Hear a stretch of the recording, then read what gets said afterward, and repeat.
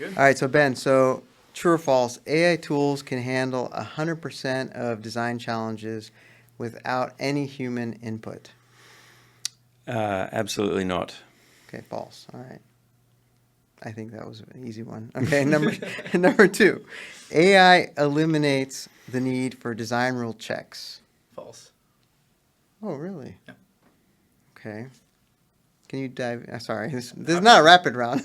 Can you talk about you wanna that? elaborate. Yeah, Yeah. elaborate. Because if if AI can't do rule checks, or yeah, please explain. I'm not the AI expert. You Sure. go for it. Sure. So suppose for a minute that we took a neural network and asked it to just produce a board, like give me all the traces, give me all the copper, and then we trusted it. That probably wouldn't go well.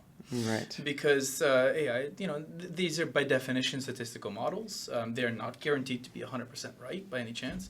And especially in something as complicated as the board, you basically have near certainty that something's not going to be quite right.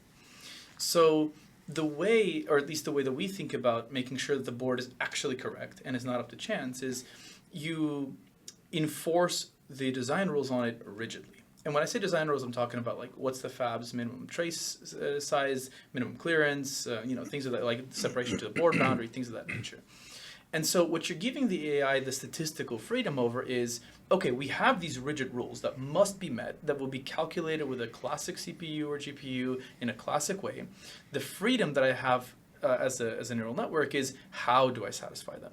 Do I put all my traces this way or do I put them all that way? And I try to put them this way and it turns out, nope, like my traces collide with each other or violate clearance. And if I split them up, maybe they don't, right? So I think that, especially in reinforcement learning, the reward is typically calculated in a non-neural net kind of way, in a rigid way, that is a yes or no Boolean kind of answer.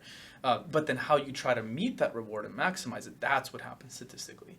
So I think that we should keep design rules, and I think we should keep them rigid, and I think we should run all of our outputs against them to prove that the statistics found a solution to all of them. Nice. That's a good answer. Thank you. Okay, next one. Adopting AI tools, Ben, makes PCB design faster, but sacrifices the art and creativity. That is true to an extent. Okay. There's a lot of talk and lingo in our industry right now about shifting left, though.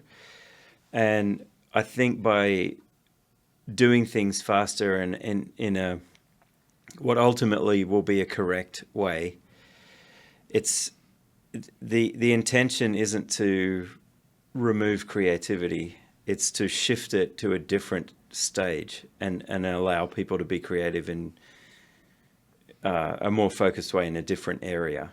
Next one. AI can automatically optimize PCB layouts for better performance and efficiency.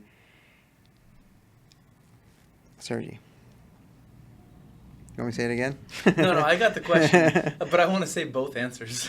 Sure. I think, I'll use the classic PCB design answer. It depends. Okay, it depends.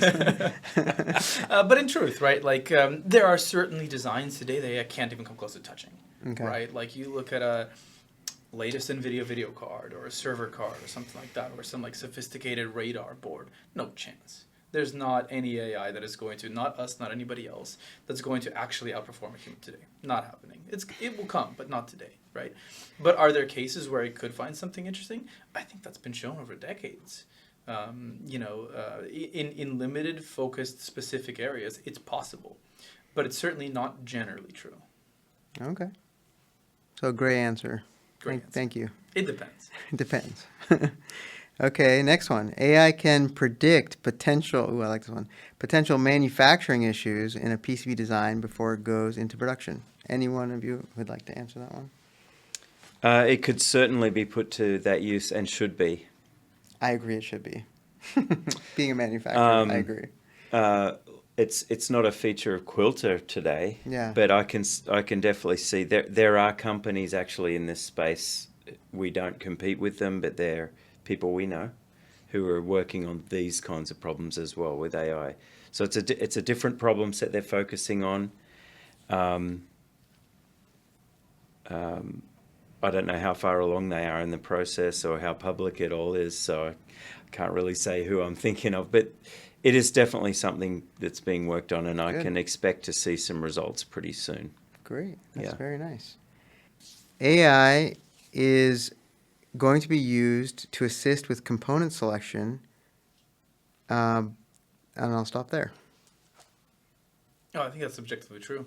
I mean, again, not a Quilter application, but plug for CircuitMind and probably Celis would be another one where they're doing exactly that, right? Where you, instead of drawing the schematic, every component at a time, you draw a block diagram of I want a microprocessor, a power supply, a sensor of a certain type, and it'll go and find the best components for that. I think that's absolutely happening today.